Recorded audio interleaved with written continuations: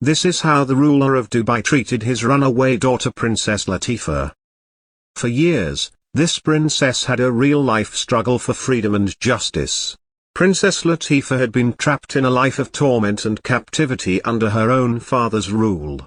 Her attempt to escape failed, and the world wondered what had become of her. Princess Latifa had planned to escape from Dubai, however, her desperate attempt failed. Sheikh Mohammed, her father, brought her back to the palace and did something terrible to her.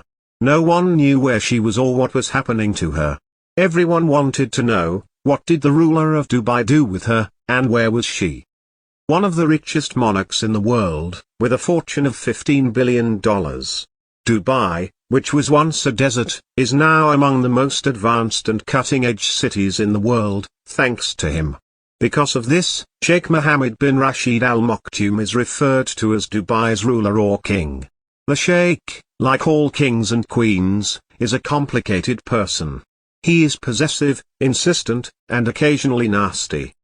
Princess Hare, one of his wives, fled from him in 2019 and accused him of assault. Sheikh Mohammed has had at least 6 marriages in total and has a large number of children from various spouses. Being the son or daughter of the richest sheikh in the world was considered lucky by many. They are well off, reside in a lavish palace, and lack problems. However, a lot of people believed that their lives were carefree, and when they heard the tale of Princess Latifa, one of Sheikh Mohammed's children, they all realized that they were mistaken. Simply put, no one would want to be in her position. Her experience was terrible. In 1985, Latifa was born. Julia Lamara, an Algerian beauty who had 4 children with Sheikh Mohammed while they were married, is her mother. Latifa, however, didn't grow up with her biological family and never experienced maternal love. When they were infants, her older brother and she were taken away and given as gifts to their father's childless sister. Life in the aunt's palace was horribly suffocating.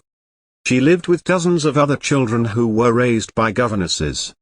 When her aunt did visit, it was not always for the best. Latifa rarely visited her mother, who made her feel miserable and alone. This was likely her father's first nasty deed against her.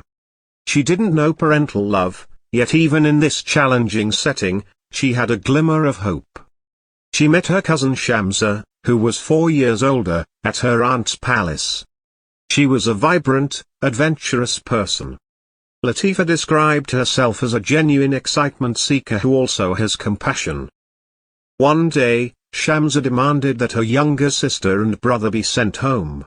Since then, Latifa has grown to love Shamsa even more. She sees in her the figure of her mother and best friend.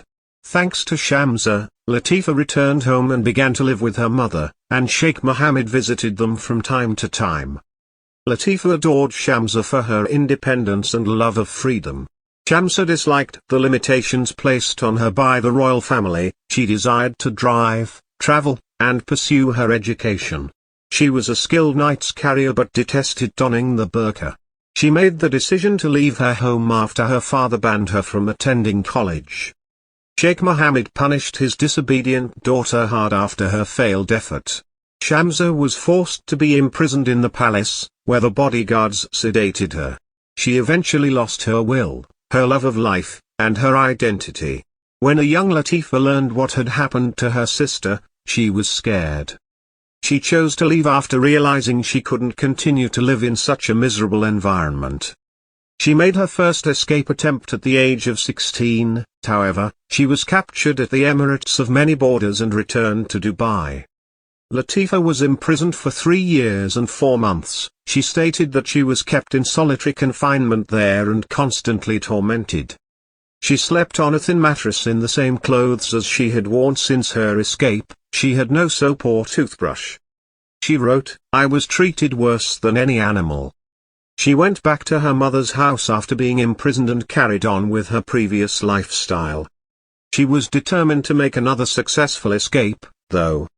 She spent a long time getting ready for the second try.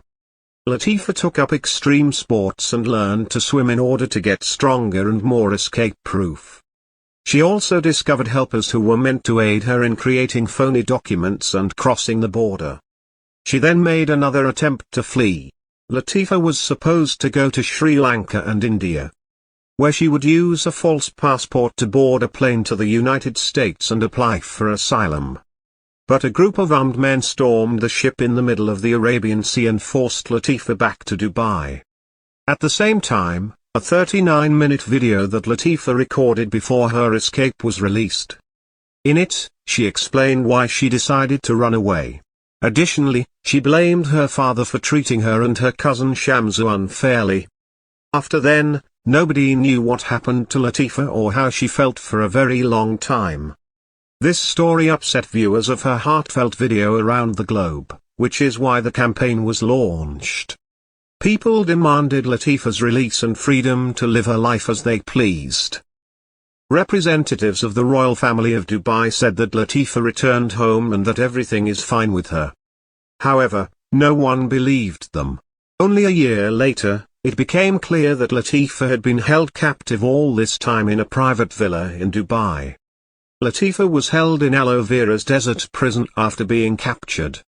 She was mistreated there in solitary confinement with black net windows. Later, though, after her video was posted online, they started to treat her better. She was then transferred to a villa with bars on the windows in Dubai. Guards were always patrolling the villa. The populace was outraged that Latifa was being held captive. Even when the Dubai royal family informed the public that the princess was secure and in good health, calls for Latifa's release remained. It wasn't until 2021 that their campaign ended. The princess was photographed in public places in Dubai, Spain, and Iceland. Everyone finally saw that Latifa lives in freedom. Probably under the influence of the public, Sheikh Mohammed still had to let his daughter go. Princess Latifa's final Instagram post was made in April 2023.